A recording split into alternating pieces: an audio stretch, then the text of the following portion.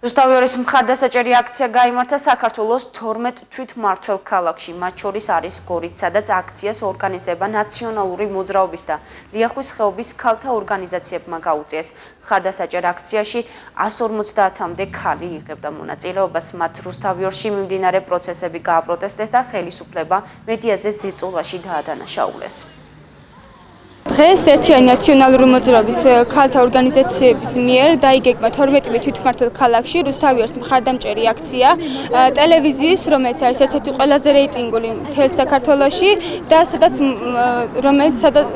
რომელიც იზღუდება სიტყვის თავისუფლებისთვის.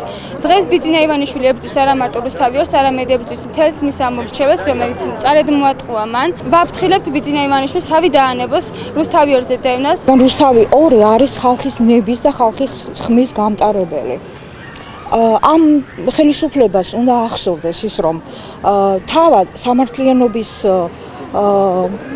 აღდგენის სახელით სამართლიანობის აღდგენის სახელით მოსული თვითონ იქცა უსამართლობის იარაღად. კონსტიტუციის მიხედვით საქართველო არის დემოკრატიული ქვეყანა, არ უნდა იდევნებოდეს თავისუფალი სიტყვა. თავისუფალი სიტყვა არის რუსთავი 2.